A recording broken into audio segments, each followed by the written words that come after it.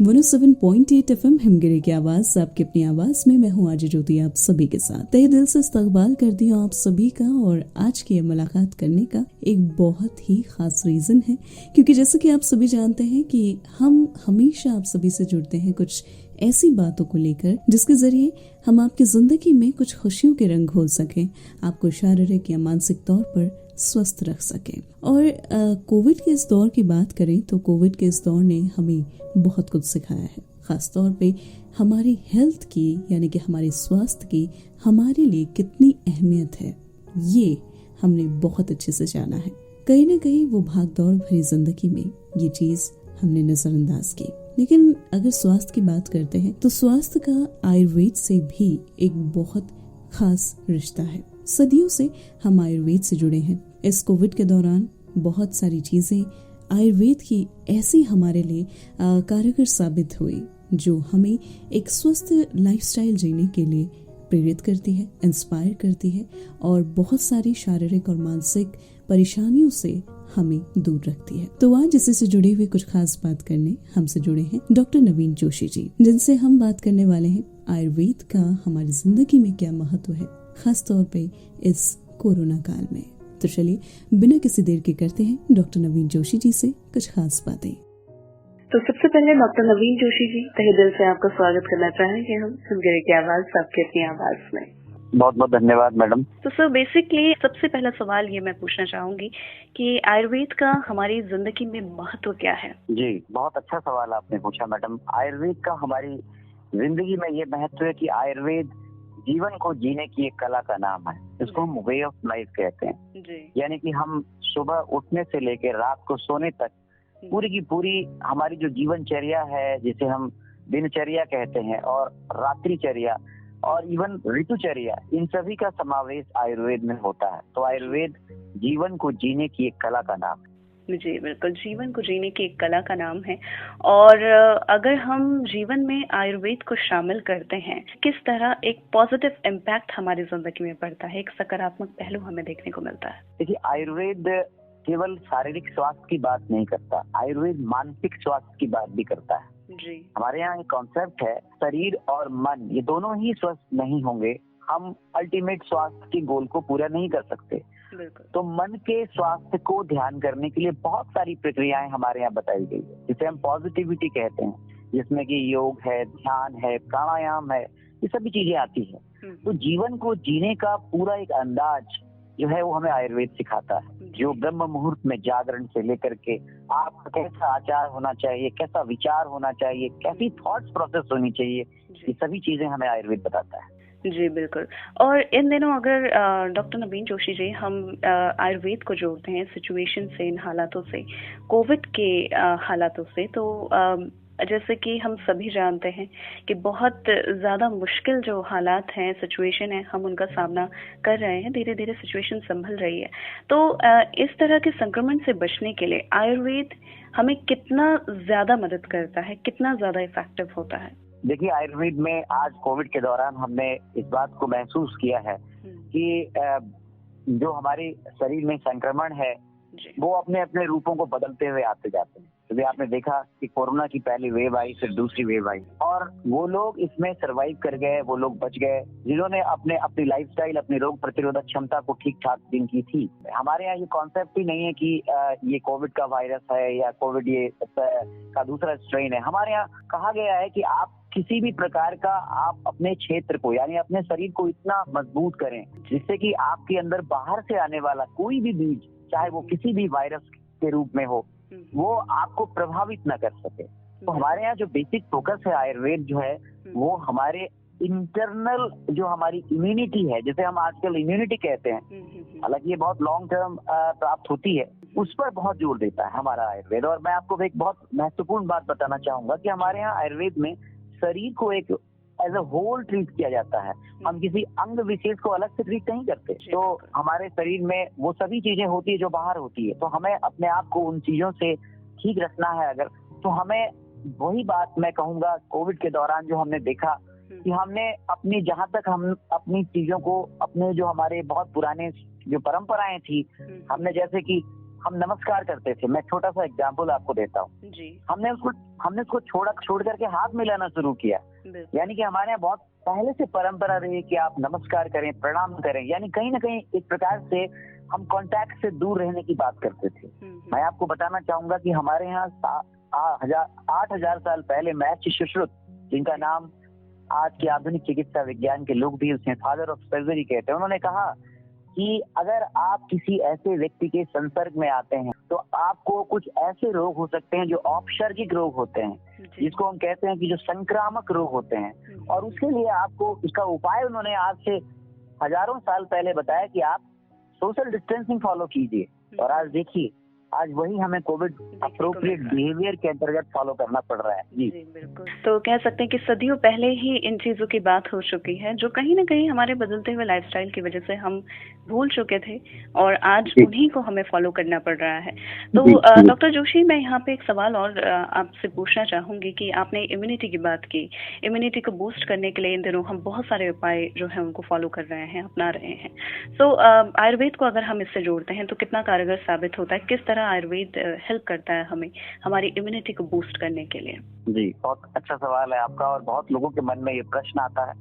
आयुर्वेद में औषधियों के ऐसी बहुत सारी वैरायटीज हैं जो सीधे हमारी इम्यूनिटी पे काम करती हैं, जो बहुत आसानी से उपलब्ध है, जिन पे बहुत सारे रिसर्च भी हो चुके हैं। उन्होंने इस बात को प्रूव भी किया है कि हाँ, ये इम्यूनिटी को मॉड्यूलेट करती हैं। जिनमें गिलोय है, जिनमें अश्वगंधा है, जिनमें शतावरी है, जिनमें तुलसी है, और तो और छोड़िए, हमारी जो किचन है उसमें जो हम मसाले जिनको इस्तेमाल करते हैं, हल्दी, पूरी दुनिया इस बात को मानती है कि हल्दी जो है वो इम्यूनो मॉड्यूलेटर है और साथ साथ एंटी माइक्रोबियल और एंटी वायरल एजेंट के रूप में काम करती है। हमारी नीम, ये सब चीजें हमारे आसपास हैं, तो ये सभी हमें वायरस या बैक्टीरिया से लड़ने में भी मदद देती है और हमारे शरीर को मजबूत बनाती है। साथ साथ यदि उनका इन्फेक्शन हो भी गया तो वो उनसे लड़ने में भी काफी मददगार होती है। तो इन सभी चीजों का हमें जो है वो अपने रेगुलर अपने भोजन में, यानी कि हमारी जो भोजन है उसमें हल्दी, अच्छी तरह से हल्दी का इस्तेमाल करें। जो हम काली मिर्च यूज करते हैं वो बहुत ही अच्छी है, वो काफी उसका प्रभाव बहुत अच्छा है। एक मैं आपको बताऊं कि हमारे यहाँ कवल करने का एक प्रावधान है, गार्गल करने का एक प्रावधान है, जो गले में आने वाले संक्रमणों को रोकता है। ये बहुत पहले से बताया गया। इस प्रकार की टेक्निक्स का हमारे यहाँ बहुत समय से वर्णन है, जो कहीं ना कहीं हमारे अंदर संक्रमणों को जाने से रोकता है। और मैं आपको एक इसमें जोड़ना चाहूंगा, हमारे यहाँ एक बहुत बड़ी विधा है जो शायद आजकल प्रचलन में नहीं है, इसे मर्म चिकित्सा कहते हैं। उसमें कुछ ऐसे पॉइंट्स होते हैं, जैसे कि हमारे नाक के नीचे नॉस्ट्रिल्स के पास में एक फड़ा मर्म होता है, जहाँ पे हम वहाँ ऑयल का एप्लीकेशन करते हैं, जिससे हम नक्श कहते हैं, जिससे कि एक लेयर सी बन जाती है और कोई भी बाहर से आने वाला बैक्टीरियल या वायरल इन्फेक्शन वहीं फंस कर रह जाता है। तो ये सब बहुत सारी चीजें हमारे पास हैं जो आयुर्वेद जिसमें मदद कर सकता है। तो मैं यही कहना चाहूंगा कि केवल इम्यूनिटी को बढ़ाने में ही नहीं, इन्फेक्शंस को रोकने में भी आयुर्वेद बहुत मददगार है। जी बिल्कुल, और बहुत सारी चीजें हैं आयुर्वेद में शामिल। लेकिन डॉक्टर जोशी, अगर हम बात करें, इम्यूनिटी जो है बहुत इम्पोर्टेंट है हमारे लिए, लेकिन इन दिनों जिस तरह मैंने कहा कि मुश्किल वक्त का हम सभी ने सामना किया है, एकदम जो रफ्तार थी वो जिंदगी की वो थम सी गई और हम घरों में कैद हो गए। और जाहिर सी बात है, अगर रूटीन चेंज होता है तो तनाव होना बनता ही है, और मानसिक तनाव लोगों में बहुत ज्यादा देखने को मिला। इसकी वजह से अनिद्रा की समस्या देखने को मिली। तो मानसिक तनाव, अनिद्रा, इन समस्याओं का कैसे हम समाधान निकालें आयुर्वेद के जरिए? जी, बहुत अच्छा सवाल है आपका, क्योंकि मानसिक तनाव कहीं ना कहीं हमारी इम्यूनिटी को भी प्रभावित करता है। जी बिल्कुल। और इस समय ये देखा गया है कि काफी लोग जो संभवतः कोविड के संक्रमण में नहीं भी, जद में नहीं भी रहे, वो भी मानसिक तनाव से ग्रसित रहे हैं। तो मानसिक तनाव को दूर करने के लिए आयुर्वेद, बहुत सारे उपाय हैं आयुर्वेद में। मैं आपको बताऊं, अभी हम इंटरनेशनल योगा डे मनाने जा रहे हैं 21 जून को, और योग जो है पूरी दुनिया ने इस बात को स्वीकारा है कि हमारा जो योग है, यानी यम, नियम, आसन, प्राणायाम, प्रत्याहार, ये सभी चीजें जो अष्टांग योग है, इसका हम पालन करके हम स्ट्रेस रिलीज कर सकते हैं अपने आप को। यानी इसमें जो कुछ नाड़ी शोधन की प्रक्रियाएं हैं, जैसे हम अनुलोम विलोम के नाम से जानते हैं, ऐसे ही हमारे यहाँ प्राणायाम की कुछ प्रक्रियाएं हैं, जिनमें हम कपाल भाती, जो नाड़ी शोधन की प्रक्रियाएं हैं, भ्रामरी है, ऐसे ही उज्जाई प्राणायाम है, अगर आप कुशल किसी चिकित्सक या योगा ट्रेनर के निर्देशन में अगर आप इसको प्रैक्टिस करें रोज, तो ये आपको बहुत ज्यादा स्ट्रेस को रिलीज करने में मदद करता है। कुछ ऐसे आसन है जैसे आप शवासन में लेटें, या फिर आप कुछ ध्यान की प्रक्रिया, ध्यानात्मक आसन करें, आप त्राटक करें, तो बहुत रिलैक्स फील करेंगे। और यदि आप इसके अलावा तब भी आपको तनाव कम नहीं होता है, तो हमारे यहाँ पंचकर्म की एक चिकित्सा होती है जिसमें एक शिरोधारा की प्रक्रिया होती है, जिसमें हम सिर पर ऑयल को निश्चित डिस्टेंस से गिराते हैं। ये बहुत सूदिंग इफेक्ट देता है। ये भी अगर आप नहीं कर सकते हैं तो हमारे यहाँ पादाभ्यंग की बात होती है, फूट मसाज, पैर पर एक टेक्निक से मसाज की जाती है जो वहां पर स्थित कूर्च मर्म, कूर्च सिर मर्म और तल हृदय मर्मों को स्टिमुलेट करता है, जिससे बहुत अच्छी नींद आती है और व्यक्ति बहुत रिलैक्स होता है। तो ये कुछ पद्धतियां हैं, कुछ कह सकते हैं कि जरिए हैं जिसको अपनाकर हम थोड़ा सा अपने मानसिक तनाव को कम कर सकते हैं। लेकिन मानसिक तनाव के साथ साथ अगर देखा जाए, जो भी कोई कोविड से संक्रमित होता है, पोस्ट इफेक्ट की हम बात करते हैं, शारीरिक कमजोरी महसूस होना भी एक बहुत इम्पोर्टेंट जो कह सकते हैं कि इम्पैक्ट देखने को मिलता है। तो आयुर्वेद कैसे इस चीज में भी मदद कर सकता है? तो पोस्ट कोविड मैनेजमेंट में आयुर्वेद का एक बहुत बड़ा रोल है। आयुर्वेद की कुछ दवाएं हैं जो किसी चिकित्सक के निर्देशन में अगर ली जाए तो पोस्ट कोविड के सिम्टम्स को ठीक करने में बहुत मदद मिलती है। बहुत सारी दवाएं, range of variety of drugs हैं आयुर्वेद में, जिनमें मैंने कुछ चुनिंदा नाम लिए हैं। ऐसे रसशास्त्र हमारा एक ऐसा ब्रांच है जहाँ पर इतनी फास्ट रिजल्ट्स मिलते हैं, लेकिन वो बस ये है कि उसको किसी चिकित्सक के निर्देशन में लेना होता है। आपको किसी आयुर्वेदिक चिकित्सक के कांटेक्ट में जाना होता है। यदि आप पोस्ट कोविड किसी इस प्रकार की वीकनेस से सफर कर रहे हैं तो मेरी यही सलाह है कि आप आयुर्वेद को अपनाएं। आप आयुर्वेद की चिकित्सक से परामर्श लें और आयुर्वेद की दवाएं जो निर्धारित की गई हैं उनका बेहतरीन रिजल्ट है इसमें, वो बहुत फायदा देती हैं। जो वीकनेस, खासकर जो आपने कमजोरी की बात की, उसमें अश्वगंधा बहुत अच्छा काम करती है, शतावरी बहुत अच्छा काम करती है। अश्वगंधा अपने आप में जिनसेंग के रूप में मानी जाती है और इसमें फाइटोस्टेरॉइड्स होते हैं जो हमें इंटरनली एनर्जी देते हैं और वो नुकसान भी नहीं करते। तो क्योंकि नेचुरल सोर्सेज से जो मेडिसिन आती हैं वो हमारे शरीर में उसको नेचुरली वो एक्सेप्ट करता है बॉडी, और उसके कोई भी दुष्प्रभाव नहीं होते। और कोविड के बहुत सारे इम्पैक्ट्स के बारे में हमने बात की डॉक्टर जोशी जी, लेकिन हम जिस तरह घर पे कैद हुए हैं तो कह सकते हैं एक ऐसा एज ग्रुप है जो बहुत टाइम से सफर कर रहा है और वो है बच्चे। और स्कूल बच्चों का जाना नहीं हो पाता, बाहर खेलना नहीं हो पाता, आउटडोर एक्टिविटीज जो है वो बिल्कुल बंद हो चुकी हैं, जिस वजह से भी बच्चों पे मानसिक तौर पर, शारीरिक तौर पर बहुत ज्यादा जो इफेक्ट है वो देखने को मिलते हैं। तो किस तरह बच्चों की इम्यूनिटी को भी बूस्ट किया जाए, मानसिक तौर पर उन्हें स्वस्थ रखा जाए, जैसा कि हम थर्ड वेव की बात कर ही रहे थे, जिसका सबसे ज्यादा जो इम्पैक्ट है वो बच्चों पर ही पड़ेगा। बहुत अच्छा सवाल पूछा है आपने कि अब तक जितने भी वेव्स आए उनमें हमारे बच्चे हालांकि इन्फेक्टेड तो रहे, पर बच्चों की इम्यूनिटी अच्छी होती है और उन्होंने उसको कोप अप कर लिया। लेकिन अब जो बात थर्ड स्ट्रेन की बात की जा रही है और ये कहा जा रहा है कि उससे बच्चे प्रभावित होंगे, तो आयुर्वेद इसमें बहुत अच्छा सॉल्यूशन देता है। हमारे यहाँ एक स्वर्ण प्राशन की विधा है।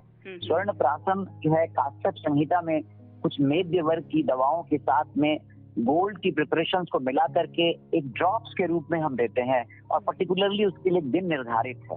वो ये प्रूव्ड है कि उसके द्वारा बच्चों की इम्यूनिटी ही नहीं, बच्चों के हम इंटेलिजेंसिया को भी बढ़ा सकते हैं। ये हमारे यहाँ हजारों साल से टेस्टेड है और आज के समय में ये काफी लोग काफी चिकित्सक इसका प्रयोग कर रहे हैं। तो मैं यही आपके माध्यम से बताना चाहूंगा कि बच्चों को हम कोविड एप्रोप्रिएट बिहेवियर तो जरूर बताएं, उसमें कोई दिक्कत नहीं है, लेकिन हमने बच्चों की इम्यूनिटी को बढ़ाने के लिए आयुर्वेद को अपनाना जरूरी है। उसमें शहद है, वचा है, मुलेठी है, ब्राह्मी है, ऐसी दवाएं हैं, इनको एक विशेष रूप से तैयार करके बिंदु के रूप में, ड्रॉप्स के रूप में हम बच्चों को देते हैं, जिसे स्वर्ण प्राशन कहते हैं। जी, और इसी के साथ बिजी लाइफस्टाइल में हम एक चीज और फॉलो करते हैं और वो ये है कि थोड़ी सी अगर हमें प्रॉब्लम होती है तो हम मेडिसिन ले लेते हैं, जो पेन है उसको बेयर नहीं कर पाते हैं, सहन नहीं कर पाते। इस बारे में भी मैं आपसे जानना चाहूंगी और किस तरह आयुर्वेद से हम इसे कनेक्ट करें। जी, पहली बात आपने जो बात की, बहुत अच्छी बात आपने की है, वो सेल्फ मेडिकेशन। लोगों को इतना समय नहीं कि वो चिकित्सक के पास जाए, वो अपने आप ही बुखार आया तो पैरासीटामोल ले लेते हैं, या फिर यही प्रवृत्ति आयुर्वेद की दवाओं के संबंध में भी बढ़ रही है। लोग स्वयं सेल्फ दवा खरीद करके खाते हैं। तो मैं यही कहूंगा कि दवा कोई भी हो, दवा है, उसमें उसको जरूरत के हिसाब से ही लें। यदि आपको बुखार आता है तो अपने आप ही आप जाके पैरासीटामोल ना खरीदें, आप चिकित्सक से परामर्श लें। यदि आपको कोई आजकल इम्यूनिटी के नाम पर लोग बहुत सारी दवाइयां गिलोय है, इस तरह की दवाइयां खुद ब खुद ले रहे हैं। दवा अगर है वो, चाहे वो हर्ब से बनी हुई है, चाहे वो किसी भी सोर्स से बनी है, उसकी एक निश्चित मात्रा होती है, उसको एक निश्चित समय होता है और उसको इसीलिए उसके लिए चिकित्सक का परामर्श बहुत आवश्यक है।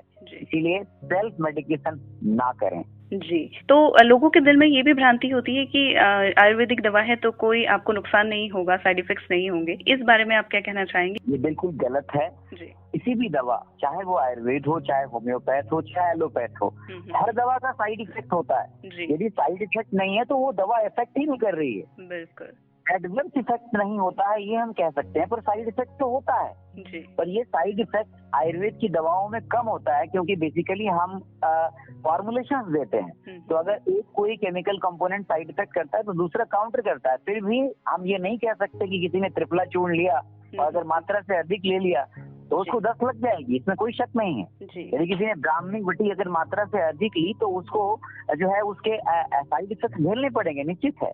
बहुत सारी दवाइयां हैं हमारे पास जो इस प्रकार की है जिनको पॉइजनस कैटेगरी में रखा गया और बहुत अच्छी दवाइयां हैं वो, जिनकी मात्रा बहुत जरूरी है, ध्यान से देने की जरूरत है। तो मैं यही कहना चाहूंगा कि आपके लिसनर्स से ये बात कतई न सोचें कि आयुर्वेद की दवा है या कोई भी दवा है तो उसका साइड इफेक्ट नहीं है और हम उसको अपने हिसाब से लें। ऐसे ही कुछ लोगों ने काढ़े पीने शुरू कर दिए, काढ़े की मात्रा का ध्यान नहीं रखा और बदनाम काढ़ा नहीं वो पैची हुई। लोगों ने कहा कि काढ़े के साइड इफेक्ट हो रहे हैं। अरे आपने उसकी मात्रा का ध्यान नहीं रखा, उसके समय का ध्यान नहीं रखा, आपने चिकित्सक का परामर्श नहीं लिया तो उस काढ़े का दोष नहीं है।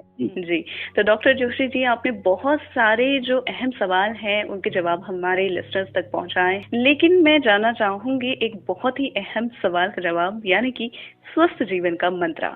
क्या आप कहना चाहेंगे इस बारे में? जी, स्वस्थ जीवन का मंत्र यही है कि आप सबसे पहले आप अपने आप को मेंटली रिलैक्स रखें। सबसे पहला मानसिक स्वास्थ्य, दूसरा सबसे इम्पोर्टेंट जो है वो शारीरिक स्वास्थ्य। तो इन दो चीजों पर हमने ध्यान देना है।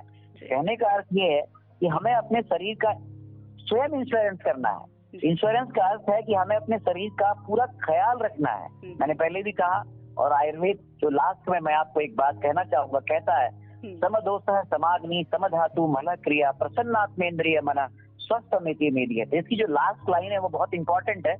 प्रसन्न आत्मा, इंद्रिय और मन, ये स्वस्थ है। तो मैं आपके लिसनर्स को यही कहना चाहूंगा कि आप अपने इंद्रिय, आत्मा और मन को प्रसन्न रखें, स्वास्थ्य आपको अपने आप मिल जाएगा। जी बहुत बहुत शुक्रिया सर। लास्ट में जाते जाते एक छोटा सा मैसेज हमारे सभी लिसनर्स के लिए। जी मैं यही कहूंगा कि देखिए, कोविड अभी गया नहीं है, कोविड अभी कम हुआ है, दूसरी लहर अभी कम हुई है, लेकिन अभी भी संभावना है कि तीसरी लहर आ सकती है और हमें कोविड अप्रोप्रिएट बिहेवियर को फॉलो करना बहुत जरूरी है। इसीलिए कोविड अप्रोप्रिएट बिहेवियर में मास्क जरूर पहने, हैंड सैनिटाइजेशन जरूर करें, बाहर जब तक जरूरत ना हो ना जाएं और भारत सरकार के द्वारा जो मुहिम वैक्सीनेशन की चलाई जा रही है उसमें अधिक से अधिक भाग लें। यही हमारे पास एक उपाय है। और इसके अलावा जो चीजें मैंने आपको इम्यूनिटी से बढ़ाने वाली बताई, आप चिकित्सक के परामर्श में उनका जरूर सेवन करें, आप स्वस्थ रहेंगे और बिल्कुल कोरोना को हम मात दे सकेंगे। जी बहुत बहुत शुक्रिया डॉक्टर जोशी जी, आप हमसे जुड़े और बहुत ही खास बातें आपने हम तक पहुंचाई। धन्यवाद।